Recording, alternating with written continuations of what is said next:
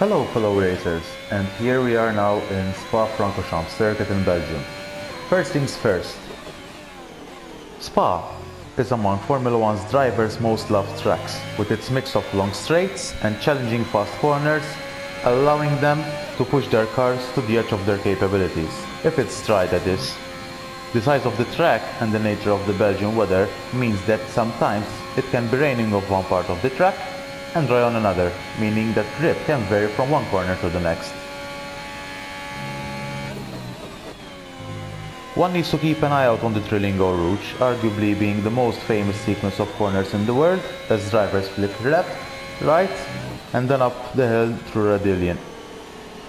The Belgian track is the longest one in the Formula 1 calendar, being 7 kilometers long and has 19 corners, 10 to the left and 9 to the right, with the fastest lap time being set by Valtteri Bottas in the Mercedes car during the 2010-18 season.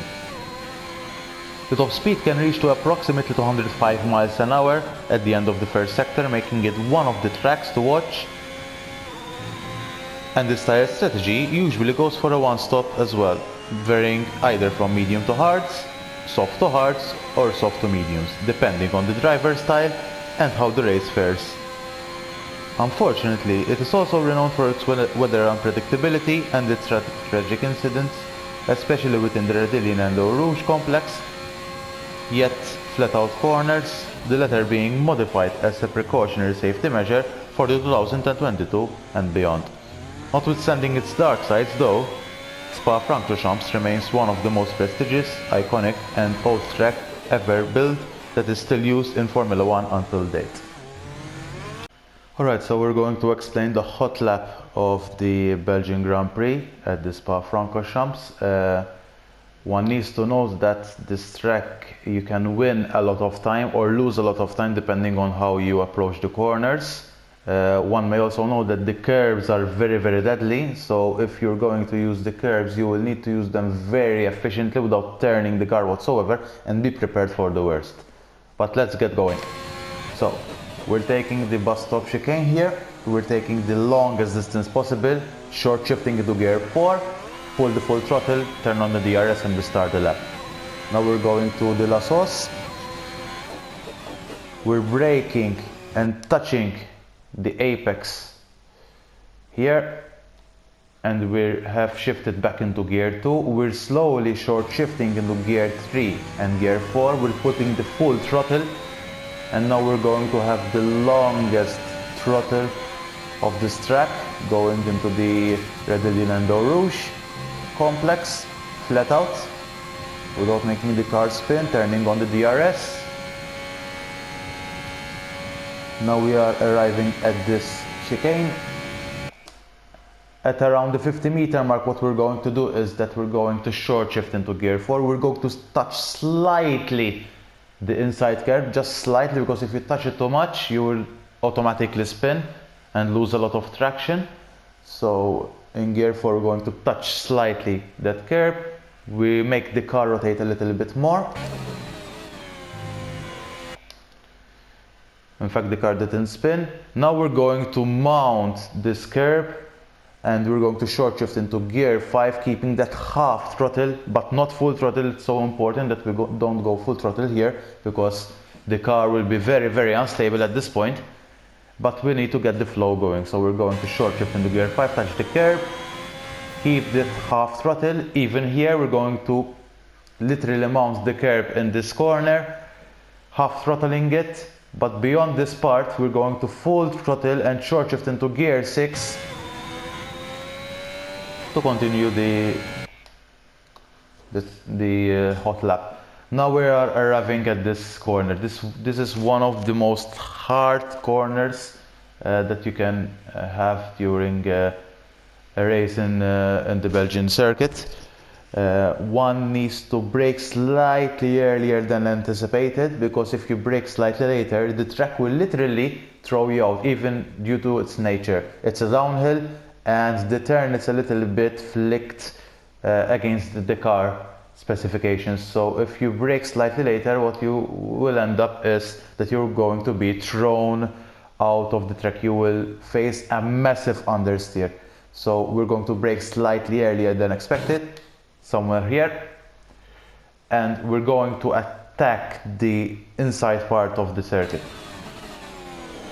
At gear 3, short shifting in gear 4, getting that slight throttle, and now here we're going to have one of the hardest corners as well, because what we're going to do is that at this point we're going to short shift into gear 4, but we're keeping the half throttle. We will make the car rotate a lot, borderline of having the car spun, but that kind of extra rotation will lead us to make that 90-degree left-hander. As soon as we touch the inside curb, we're going to short shift again into gear 5 and get the throttle as early as possible without making the car spin. And here we make that corner. Here we're going to short shift into gear 7 for just a tiny split second, and we're going to hit the throttle again. It is so important that you do not touch a lot of the inside curb, because automatically the car will spin. So you will need to arrive as close as possible, maybe just the tiny touch, but not completely kissing the curb at all. We're going to full throttle beyond this point, and now we're going to arrive at another set of chicanes. At this point, at around the 50-meter mark, we're going to short shift into gear 4. We're going to attack the inside parts of the corners.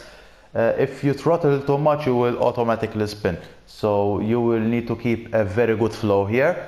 What you need to do is that you just need to keep that half throttle and keep the flow of the turns in your favor. If you're going to touch the curbs and maybe require a little bit more of rotation, you might increase a little bit the throttle and release it then again, just to get the required rotation that you need. So beyond this point, we're going to short shift into gear 4, turning into the inside of the corners, short shifting into gear 5, short shifting into gear 6, and here we make the corners. Now at the 50-meter mark, what we're going to do here is that we're going to short shift into gear 4, so only 2 gears down. We're going to attack the inside curb, and we're trying to get the earliest throttle as possible without making the car spin. So short shifting into gear 4, attacking the inside curb, taking the most of the track, and now full throttle until the bus stop chicane. Trying to take the shortest distance possible in order to get the best lap time possible.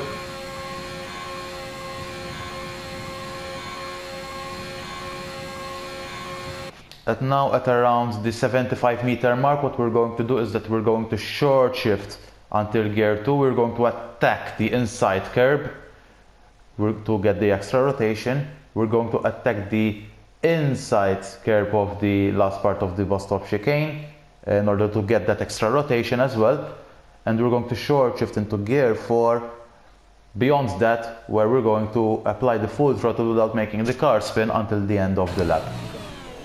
So short shifting to gear 2, short shifting gear 3 here, putting the full throttle, turning on the DRS, and that would be the hot lap of the Belgian circuit.